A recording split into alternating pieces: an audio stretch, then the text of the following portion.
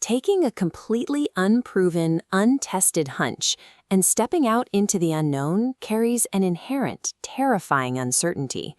You are trying to solve a problem that nobody has cracked quite this way before, and you have no idea if your intuition is right. To avoid fear, we retreat to meeting rooms to engineer a massive version 1 before testing any assumptions. The result is predictable. You spend months building a polished product in isolation only to watch it shatter on impact because the market simply does not care. World-class innovators view prototypes as physical questions designed to test assumptions.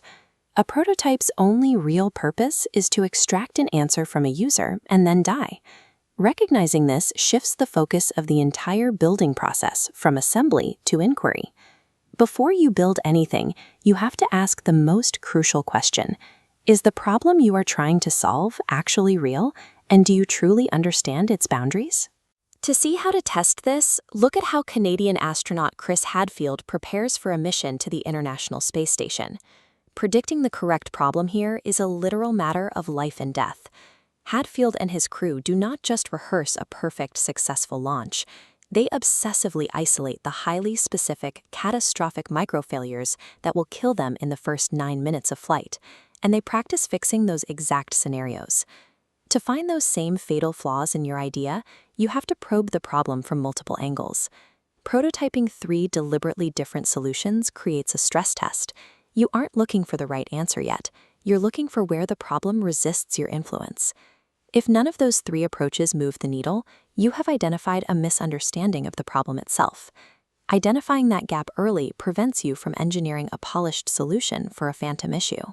Once you have defined the problem, the next question is behavioral. How will your physical solution actually fit into a user's daily life and habits? In the mid-90s, Jeff Hawkins wanted to test the behavioral mechanics of the Palm Pilot. Instead of building electronics, he cut a literal block of wood to the exact size of the device and carried it in his pocket. If someone asked him for a meeting, he would pull out the block of wood and tap on the fake screen to simulate checking his calendar.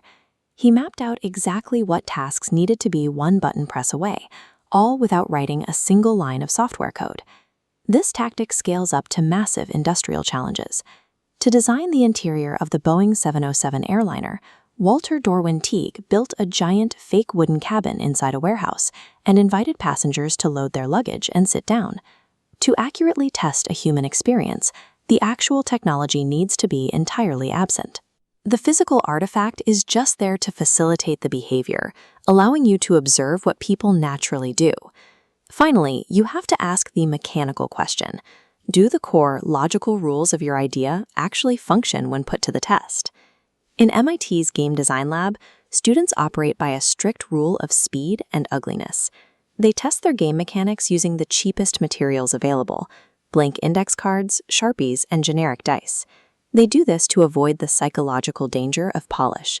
If you put a beautiful, well-rendered interface in front of a tester, they will immediately start critiquing your font choices and color palettes, completely ignoring the logic of the system. An intentionally rough, garbage-looking mock-up has the exact opposite effect. It signals to the user that the project is clearly unfinished, which gives them the psychological permission to be brutally honest about the core mechanics.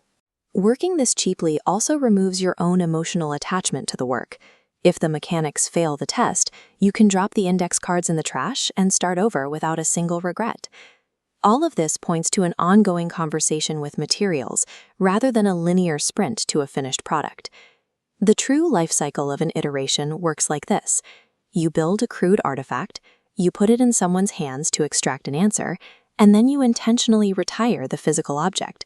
The physical prototype is supposed to die, but the data you extracted from it survives, becoming the hardened foundation for your next, slightly more refined version. Stop trying to engineer a flawless minimum viable product on your very first try. Look at your idea, locate your hardest, thorniest assumptions, and target those specifically. Grab some cheap materials, stop debating solutions in a meeting room, build something ugly, and let the real world answer your questions.